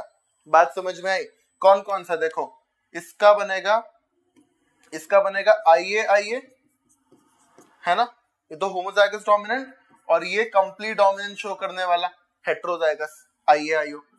तो ये क्या हुआ, आई बी, दूसरा इसका आई बी आई, इसका दोनों होंगे आई बी करके लाएगा बेटा, और इसमें स्मॉल आई। क्लियर है एकदम समझ में आया आप लोगों को। अब नेक्स्ट बात, एंटीजन कौन सा प्रेजेंट है, ध्यान से सुनना। इसके अंदर तो एंटीजन ए प्रेजेंट होगा, इसके अंदर एंटीजन बी प्रेजेंट होगा, क्योंकि मैंने बोला आईए जीन है तो क्या बना रहा होगा, प्रोटीन बना रहा होगा, उससे क्या बन रहा होगा, एंजाइम, उससे क्या बन रहा होगा, एन-एसिटाइल ग्लूकोजामीन। वो एन-एसिटाइल ग्लूकोजामीन क्या है, ये एंटीजन ही तो है। ऐसे ही बी वाला एक एंजाइम बना रहा है, एंजाइम बी, और उससे क्या बन रहा है बच्चों, गैलेक्टोज। वो गैलेक्टोज ही क्या है, एंटीजन भी, ठीक है। इसमें दोनों होंगे, यानी कि एन-एसिटाइल ग्लूकोजामीन भी होगा और गैलेक्टोज भी होगा, और इसके अंदर कोई भी नहीं होगा। बात समझ में आई, ये मैं आपको बता चुका हूं। तीसरी बात, एंटीबॉडी। अब आप पूछोगे सर आपने बोला था कि एंटीजन क्यों बोलते हैं, वो आप बताओगे। क्योंकि एंटीजन तो फॉरेन बॉडी को बोलते हैं, जो बाहर से पार्टिकल आ जाए उसको हम एंटीजन बोलते हैं, ठीक है। हमारी बॉडी के अंदर हमने इसको एंटीजन क्यों बोला, एक्चुअली किस पर्सपेक्टिव से बोल रहे हैं ये बड़ा इंपॉर्टेंट है ना। हम किस, जैसे एंटीबायोटिक, एंटी का मतलब अगेंस्ट, बायोटिक का मतलब लाइफ, अगेंस्ट लाइफ, लेकिन हम तो खा रहे हैं, हमारे लिए तो अच्छी बात है, हमारी लाइफ के अगेंस्ट थोड़ी है। ये किस कॉन्टेक्स्ट में बात कर रहे हैं, in context of bacterias life या वायरस लाइफ, ठीक है। तो यानी कि एंटीबायोटिक क्या होते हैं, जो वायरस की लाइफ के अगेंस्ट हो या बैक्टीरिया की लाइफ के अगेंस्ट हो। तो एंटीबैक्टीरियल एंटीबायोटिक्स भी हो सकते हैं और एंटीवायरल एंटीबायोटिक्स भी हो सकते हैं। स्टूडेंट जनरली सोचता है कि एंटीबायोटिक बैक्टीरिया को ही मारती है, एंटीबैक्टीरियल मैक्सिमम आती है मार्केट में, इसलिए आपको लगता है एंटीबायोटिक सिर्फ बैक्टीरिया को मारती है, but it is for both. Antibacterial antibiotic है कि एंटीवायरल एंटीबायोटिक है ना, ठीक है। चलो, तो इसका समझो मतलब कि अगर मेरा ब्लड ग्रुप ए है, ध्यान से सुना, मेरा ब्लड ग्रुप ए है, अगर किसी और का बी वाले का ब्लड ग्रुप मेरे अंदर डाला, बी आ गया, तो बी को मेरी बॉडी नहीं पहचानती, तो बी ब्लड ग्रुप उसके लिए क्या हुआ, मेरी बॉडी के लिए एंटीजन हुआ, है ना। मेरी बॉडी के लिए उसका बी ब्लड ग्रुप क्या हुआ, एंटीजन हुआ। मेरी एंटीबॉडी इसको खत्म कर देगी, इसलिए मैंने क्या बोला, इसको एंटीजन बोला। तो मेरे अंदर ए एंटीजन नहीं है, ये एंटीजन ए किसके अंदर बनेगा, किसी दूसरी बॉडी में जाके बनेगा, इसलिए हम उस कॉन्टेक्स्ट में बात करते हैं। तो ये एंटीजन मेरे लिए कतई नहीं है बेटा, है ना। लेकिन अगर मैं इसको बी में डाल दूं तो यहाँ पे जाके एंटीबॉडी प्रोड्यूस करा देगा उसकी, और जो एंटीबॉडी प्रोड्यूस करा दे वही तो एंटीजन है। बात समझ में आई, इसलिए हम इसको एंटीजन बोलते हैं। अच्छा, ये ए वाले है, इसमें किसके अगेंस्ट एंटीबॉडी बनेगी, सब बी के अगेंस्ट बनेगी, ए को तो पहचानता ही है। दूसरी बात है, इसमें किसके अगेंस्ट बनेगी, ए के अगेंस्ट बनेगी, क्योंकि बी को तो, मेरा ब्लड ग्रुप बी है, मैं ब्लड को पहचानता हूं, बी को, है ना। मेरे अंदर कोई ए वाला आ जाएगा तो मैं नहीं पहचानता हूं, उसके खिलाफ एंटीबॉडी बनेगी। तो इसमें किसके खिलाफ बनेगी, ए के खिलाफ, बी के खिलाफ तो नहीं बनेगी ना, बी तो जानता ही है ना। इसमें किसके खिलाफ बनेगी, ये दो है, ए और बी, दोनों को ही पहचानती है बॉडी, मेरा ए बी है, दोनों को पहचानती है, तो किसी के खिलाफ नहीं बनेगी। अगर बॉडी का ब्लड ग्रुप ओ है ना, किसी भी एंटीजन को नहीं पहचानती है, तो सर दोनों के खिलाफ एंटीबॉडी बन जाएगी। ए डालूंगा तब भी बनेगी, बी डालूंगा तब भी बनेगी, ए भी डालूंगा तो दोनों एक बार में बन जाएगी। बात समझ में आई बच्चों, ठीक है। तो एक चीज छोटी सी लास्ट में आपको बता देता हूं, ब्लड ट्रांसफ्यूजन वाली बात है ना, एक क्वेश्चन के साथ ही कराता हूं, यहां पर बताया तो आपको। मान लो किसी का ब्लड ग्रुप ए है बेटा, तो ये ब्लड ग्रुप ए इसको दे पाएगा क्या, बिल्कुल दे पाएगा। ए वाला अपने आप को तो दे देगा, अपने आप को तो सभी दे देंगे, ये भी दे देगा, ये भी दे देगा और ये वाला भी दे देगा। तो मेरे बच्चों एक चीज समझो, इसके पास ओ मतलब कोई एंटीजन नहीं है बेटा, इसके पास कोई भी एंटीजन प्रेजेंट नहीं है इसके पास, राइट। तो अगर इसके पास एंटीजन प्रेजेंट नहीं है तो इसको भी दे देगा, इसको भी दे देगा, इसको भी दे देगा। क्यों सर, जब कोई एंटीजन प्रेजेंट ही नहीं है इसमें तो किसके खिलाफ एंटीबॉडी बनाएगा। मैं बोल रहा हूं कि तुम्हारा ब्लड ग्रुप ए बी है, ठीक है, मैंने तुम्हारे अंदर ओ का ब्लड डाल दिया, ओ ब्लड डाल दिया, तो आप बोलोगे मेरे अगेंस्ट तो एंटीबॉडी बनेगी, किसके खिलाफ बनेगी, एंटीजन ही नहीं है बेटा, इसमें कोई एंटीजन ही नहीं है, एंटीबॉडी किसके खिलाफ बनेगी। बात समझ में। तो ये तो डोनर है, सबको दे सकता है। और ध्यान से समझना, ये वाला इन दोनों से भी ले पाएगा, क्यों, ए के खिलाफ एंटीबॉडी, ये ए को भी पहचानता है, बी को भी, दोनों को पहचानता है। तो ए वाला डालेंगे तो बोलता है मैं तो पहचानता हूं, मैं तो एंटीबॉडी नहीं बनाऊंगा, मैं तो पहचानता हूं इसको। बी वाला डालेंगे, बोलता है मैं तो पहचानता हूं बी वाले एंटीजन को भी। ओ वाला डालेंगे तो बोलता है कोई एंटीजन ही नहीं है, एंटीबॉडी के किसके खिलाफ बनाऊं। ए बी दोनों डाल देंगे, बोलेगा मैं दोनों को पहचानता हूं। तो बेटा ये तो सबको पहचानता है, यानी कि ये क्या हुआ, ये क्या हुआ, ये यूनिवर्सल रेसिपिएंट हुआ, ठीक है। और ये क्या हुआ, यूनिवर्सल डोनर हुआ, हर किसी को डोनेट कर सकता है। अब सवाल आता है कि सर ए बी पॉजिटिव होगा कि नेगेटिव होगा, ओ पॉजिटिव होगा कि नेगेटिव होगा, यूनिवर्सल डोनर, समझते हैं। इसके बाद दोनों एंटीजन प्रेजेंट है, इसलिए किसी के खिलाफ एंटीबॉडी नहीं बन सकती। मैं बोलता हूं तीसरा और प्रेजेंट करा दो, ए भी है, बी वाला भी है और RH भी है। जब मेरे अंदर मान लो मेरा ए बी पॉजिटिव है, मेरे अंदर तीनों एंटीजन प्रेजेंट है बेटा। अगर मेरे अंदर तीनों एंटीजन प्रेजेंट होंगे, वो बहुत सिंपल सी बात है कि मेरे अंदर किसी के खिलाफ एंटीबॉडी नहीं बनेगी। लेकिन अगर मेरा ए बी नेगेटिव होता तो अगर पॉजिटिव वाला डाल देते ना, है ना, मेरी बॉडी आरएच को नहीं पहचानती, मेरा नेगेटिव होता, अगर मेरी बॉडी आरएच को नहीं पहचानती, बाहर से किसी पॉजिटिव वाले का ब्लड ग्रुप डालते आरएच फैक्टर आ जाता, मेरी बॉडी नहीं पहचानती, आरएच के खिलाफ एंटीबॉडी बना देती। बात समझ में आई आप लोगों को? तो यहाँ पर ए भी पॉजिटिव होगा, यहाँ पर ये वाला कैसा होगा, ओ नेगेटिव। क्यों?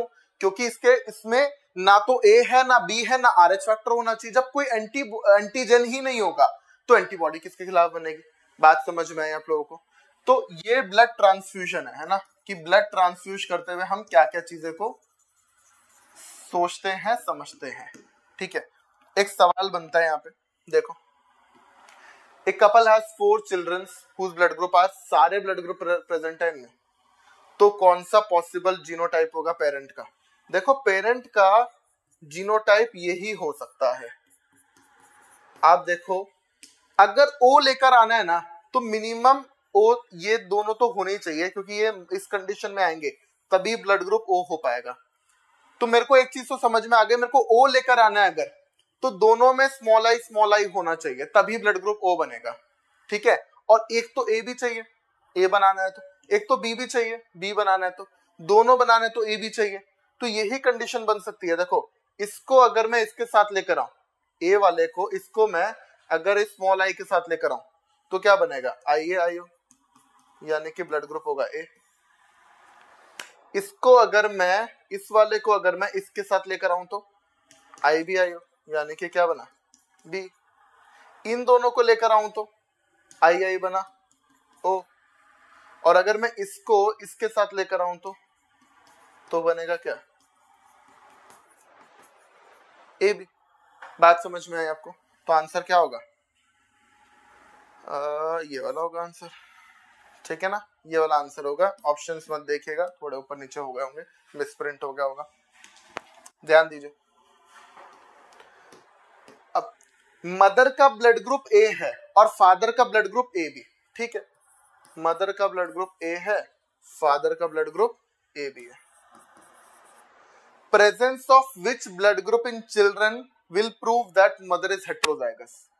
मदर कैसी हो सकती है, या तो ऐसी हो सकती है या फिर ऐसी हो सकती है। ठीक है, ध्यान दीजिएगा। और फादर तो यही है। ध्यान से समझना इस क्वेश्चन को, थोड़ा सा ट्रिकी क्वेश्चन है। यानी कि अगर मेरे को मदर को ये प्रूव करना है कि ये मदर हेट्रोजाइगस है, तो इसका मतलब है कि इसमें से स्मॉल आई आना चाहिए, क्योंकि कैपिटल ए तो इसमें से भी आ जाएगा, इसमें से भी आ जाएगा, इसमें से स्मॉल आई आना चाहिए। बिल्कुल ठीक है ना, स्मॉल आई इसमें से आ गया। अब बोलोगे सर इसमें से क्या आना चाहिए, इसमें से बेटा ये भी आ सकता है, ये बना देगा, है ना, और इसमें से क्या निकला, स्मॉल आई। इसमें से क्या निकला, या तो आई ए या आई बी। ध्यान देना, अगर मैं इन दोनों का कराऊं तो क्या आएगा मेरे पास, आई ए आई। इन दोनों का कराऊं, आई बी आई।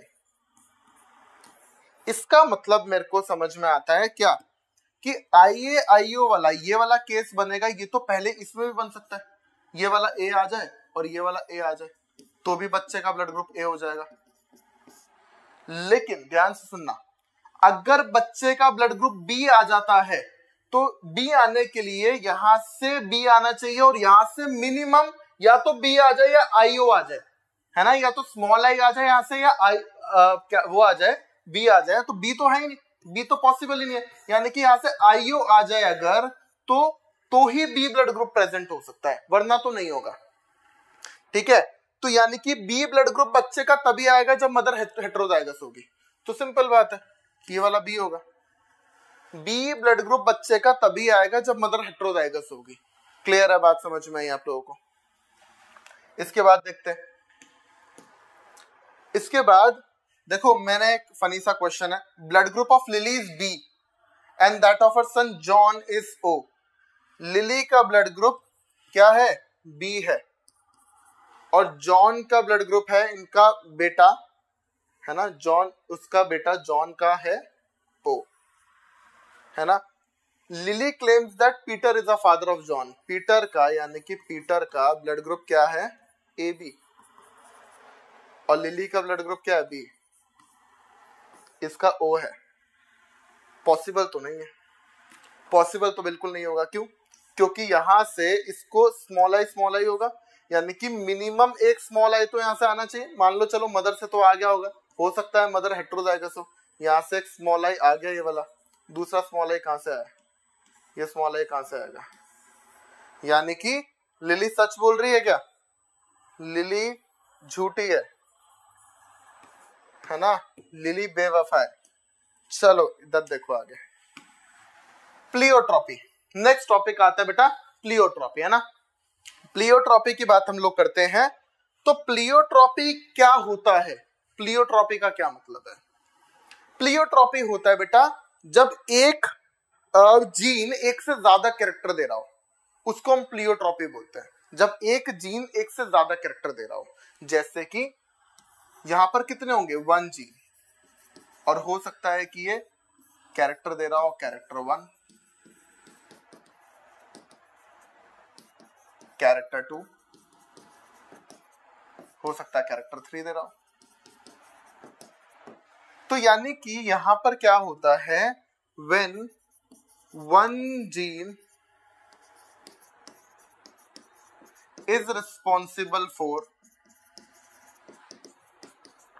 more than one character, एक से ज्यादा कैरेक्टर के लिए रिस्पॉन्सिबल हो जाता, ठीक है ना? एक जीन एक से ज्यादा कैरेक्टर के लिए रिस्पॉन्सिबल हो, उसी को हम प्लियोट्रॉपी बोलते हैं। तो एक एग्जांपल लेके बात करता हूं आप लोगों के साथ।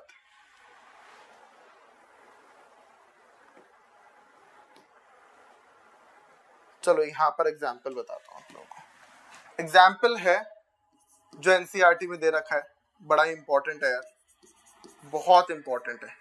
ओकेजनली करके एक लाइन लिखती है एनसीईआरटी, और उसके अंदर ये पैराग्राफ में प्लियोट्रॉपी दे रखा है, तो ध्यान से समझना एनसीईआरटी बोलती क्या है। एग्जाम्पल है जीन बी है, एक जीन बी है, and this gene B is responsible for 2 characters. क्या क्या? एक तो सर सीड शेप,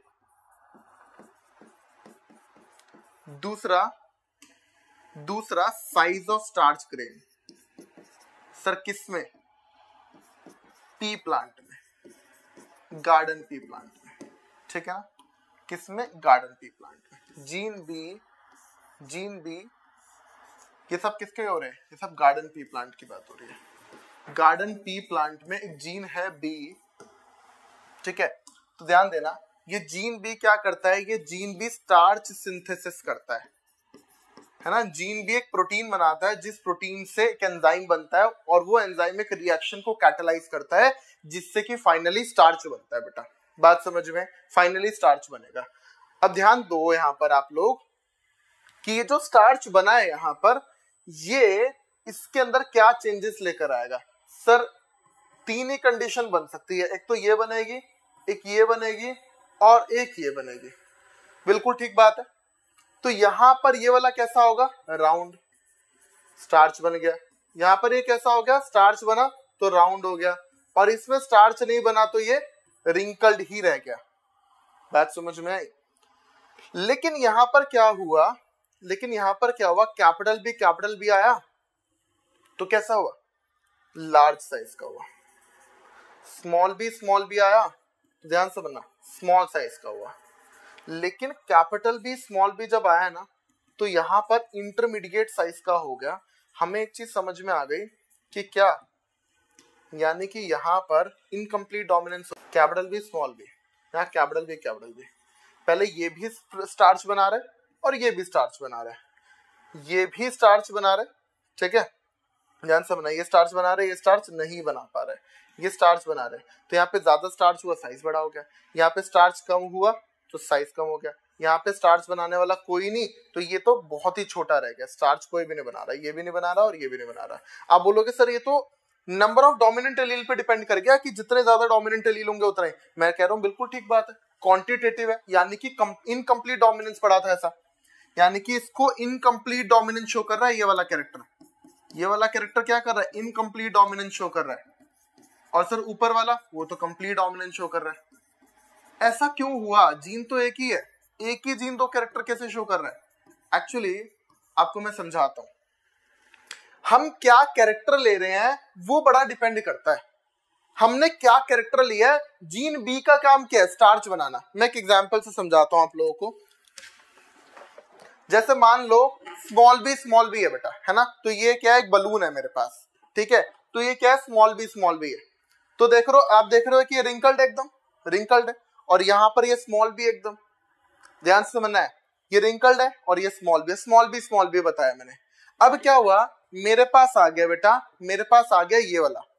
इसका साइज कैसे, तो इसकी शेप कैसी है? सिर्फ शेप देखो, शेप तो क्या राउंड है, बिल्कुल ठीक बात है। ये कैपिटल बी स्मॉल बी है भाई, शेप कैसी है? राउंड है सर। और इसका साइज कुछ साइज है। अब ध्यान से समझना, इन दोनों को मैं लेकर आया यहां पर, है ना? इन दोनों का मैं लेकर आया, तो इन दोनों का शेप कैसा है? शेप की बात करो खाली सर, दोनों का शेप गोल है। ये कैपिटल बी स्मॉल बी, ये कैपिटल बी, दोनों का ही शेप स्मॉल हो गया। तो ये तो कैरेक्टर मैंने जो लिया है उसके हिसाब से, तो मैं तो सिर्फ शेप की बात कर रहा हूं, मेरे को साइज से मतलब नहीं। अभी मैं सिर्फ शेप की बात कर रहा हूं, तो दोनों गोल है, तो दोनों राउंड आ रहे हैं। लेकिन यहाँ पे स्टार्च कम बना था, तो देखो यहाँ पर ये इंटरमीडिएट साइज का है, लार्ज साइज का है। तो यहां पर ये चीज भी डिपेंड करती है, ये चीज भी मैटर करेगी कि आप कैरेक्टर कौन सा ले रहे हो। तो ये एनसीईआरटी एक बहुत खूबसूरत बात लिखती है कि dominance is not an autonomous feature of gene. Gene का फीचर नहीं है डोमिनेंस। अगर जीन का ही फीचर होता डोमिनेंस, डोमिनेंस कहां लग रहा है? यहां लग रहा है ना, यहां तो लग ही नहीं रहा। यहां तो ये कैपिटल बी है। लॉ ऑफ डोमिनेंस क्या है? If dissimilar alleles are present, one expresses itself. यहां यानी कि यहां पर लग रहा है, तो यहां पर तो नहीं लग रहा है, इनकम्प्लीट डोमिनेंस है देखो। और यहां लग रहा है, तो एक जगह लग रहा है एक जगह नहीं लग रहा है, जीन तो वही है। तो डोमिनेंस जीन पे तो डिपेंड ही नहीं कर रहा। किस पे डिपेंड किया? कैरेक्टर कौन सा लिया, प्रोडक्ट कितना बना है। यहाँ पे प्रोडक्ट कम बना है ना, प्रोडक्ट तो कम ही बना है, प्रोडक्ट कितना बना है प्रोडक्ट पे और कैरेक्टर पे, कौन सा कैरेक्टर लिया उस पर डिपेंड कर गया। तो ये बोलते हैं कि gene is not an autonomous feature, dominance is not an autonomous feature of gene. Gene का फीचर नहीं है डोमिनेंस। अगर जीन का ही फीचर होता तो capital B capital small B, यहां पर भी वो डोमिनेंस दे रहा होता, यहां पर भी जीन का फीचर होता, तो जीन तो सेम ही है। तो अगर आप ही का फीचर है तो आप तो दोनों जगह सेम हो, है ना? आप दोनों जगह पे डोमिनेंस क्यों नहीं करते हो? तो यानी वो बोलता है कि जीन का फीचर ही नहीं। किसका है? तो प्रोडक्ट का फीचर है। तो प्रोडक्ट कैसा वो डिपेंड करेगा, प्रोडक्ट पे डिपेंड करेगा। एंड पर्टिकुलर फिनोटाइप, फिनोटाइप यानी कि कैरेक्टर, मेनली कैरेक्टर, क्या कैरेक्टर मैं ले रहा हूं, है ना? क्या फिनोटाइप मैं ले रहा हूं, वो भी डिपेंड करता है बेटा, है ना? Phenotype that we choose to examine in case of pleiotropic gene. हम प्लियोट्रोपी को पढ़ने के लिए कौन सा एग्जाम्पल ले रहे हैं, कौन सा कैरेक्टर ले रहे हैं, उस पर भी डिपेंड करता है। डोमिनेंस जीन का ऑटोनॉमस फीचर नहीं है, जीन के प्रोडक्ट का है और जो कैरेक्टर लिया है। तो याद रखिएगा कि डोमिनेंस, यहां पर मैं लिख रहा हूं डोमिनेंस जीन का फीचर नहीं है। तो सर किसका फीचर है? तो ये फीचर है दो चीजों का, एक तो प्रोडक्ट का, है ना, और दूसरा कैरेक्टर या फिनोटाइप जो मैंने लिया उसका, इन दोनों का फीचर होगा। बात समझ में आई आप लोगों को, है ना? ओके, आगे बढ़ते हैं। एनसीईआरटी क्या लिखती है उसको समझते हैं। Occasionally a single gene product में produce more than one effect. Pleiotropy की बात कर रहा है। For example, starch synthesis in pea seed is controlled by one gene. Gene B starch synthesis control कर रहा है बेटा, है ना? It has two alleles, capital B, small b. Starch is synthesized effectively in this. Effectively मतलब अच्छे से इसमें हो रहा है ना? And therefore large starch grain are produced. In contrast, small b are lesser efficiency in starch synthesis, यानी कि वो स्मॉलर स्टार्च ग्रेन प्रोड्यूस कर रहे हैं, ठीक है? After maturation of the seed, capital B are round and small B are wrinkled. ये तो बात समझ में आ गई। अब बात करेगा, ध्यान से सुनना, यानी कि इन दोनों की बात तो कर ली इसने, अब बात करेगा इसकी। सारा खेल तो यहां है ना, देखो heterozygous produce round seeds and so gene B seems to be dominantly. भाई यहां पर कैपिटल बी स्मॉल बी है, राउंड कर रहा है, यानी कि यहां तो कंप्लीट डोमिनेंस है।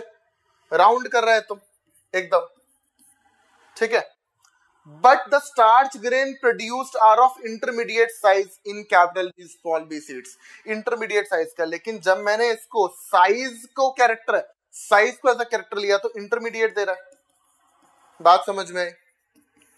So if starch grain size is considered as the phenotype, then from this angle the allele show incomplete dominance। बिल्कुल है, ये वाला incomplete dominance शो कर रहा है। कौन सा? Size of starch grain वाला कैरेक्टर, है ना। और shape of starch, shape of seed वाला कैरेक्टर क्या कर रहा है बेटा? Complete dominance शो कर रहा है। तो लिखती है line, therefore dominance is not an autonomous feature of gene or the product it has information for, है ना।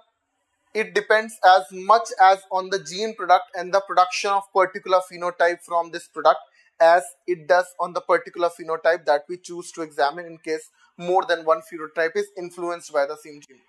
यही बात मैंने आपको पूरी समझाई है इससे पहले, ये एनसीईआरटी लिखती है। फिर भी अगर आपको कोई लाइन किसी चीज में कोई समस्या आती है, आप मेरे को कमेंट्स में लिख भेजिए, मैं फिर से सारी चीजें ट्राई करूंगा। तो कमेंट सेक्शन में आपको बता दूं, नहीं तो उसके लिए एक वीडियो बना दूंगा, राइट। देखो प्लियोट्रॉपी के इसके अलावा और भी इफेक्ट्स हैं। अब ध्यान से सुनिएगा, प्लियोट्रॉपी के एक एग्जांपल तो यहां दे रखा, प्लियोट्रॉपी के दो एग्जांपल्स और हैं। प्लियोट्रॉपी के दो एग्जांपल्स और भी हैं। एक एग्जांपल है sickle cell anaemia. Sickle cell anaemia, जब ये कंडीशन, ये बीमारी है, ये डिजीज है, जब ये कंडीशन होती है बेटा, तो एक से ज्यादा इफेक्ट देखने को मिलते हैं। वो क्या क्या इफेक्ट है वो हम डिटेल बात करेंगे। दूसरी इसकी कंडीशन है phenyl ketonuria. Phenyl ketonuria, phenyl, अब जब ये भी डिजीज होती है, मतलब एक जीन है ना, इस जीन का प्रोडक्ट नहीं बनता, जिसकी वजह से कंडीशन हो जाती है और इसके ऊपर बड़े सारे इफेक्ट्स आते हैं। यानी कि वो जीन बड़े सारे कैरेक्टर को कंट्रोल कर रहा था, जैसे ही इसमें डिफेक्ट आया, हमें दिखा कि ये कैरेक्टर भी अफेक्ट हो गया, ये कैरेक्टर भी अफेक्ट हो गया, ये कैरेक्टर भी अफेक्ट हो गया, तो डिफरेंट कैरेक्टर्स अफेक्ट होने लगे। जब डिफरेंट कैरेक्टर्स अफेक्ट होने लगे, यानी कि वो जीन डिफरेंट कैरेक्टर्स के लिए रिस्पॉन्सिबल था, यानी कि एक जीन एक से ज्यादा कैरेक्टर के लिए रिस्पॉन्सिबल होगा। अच्छा, मैं इन दोनों को आपको डिटेल पढ़ाऊंगा और वहां पर इस चीज को मेंशन भी करूंगा कि प्लियोट्रॉपी के कैसे एग्जाम्पल बनते हैं दोनों, है ना। हम सारी डिजीज को एक साथ देखेंगे, बीच बीच में करोगे आप लोग कंफ्यूज होगे, इसलिए मैं आपको यहाँ पर नहीं करा रहा हूँ, राइट। चलिए आज की क्लास के लिए इतना ही करते हैं। Thank you so much. अगले लेक्चर में मिलते हैं किसके साथ? Two gene interaction, complementary gene और एपिस्टासिस के साथ। धन्यवाद।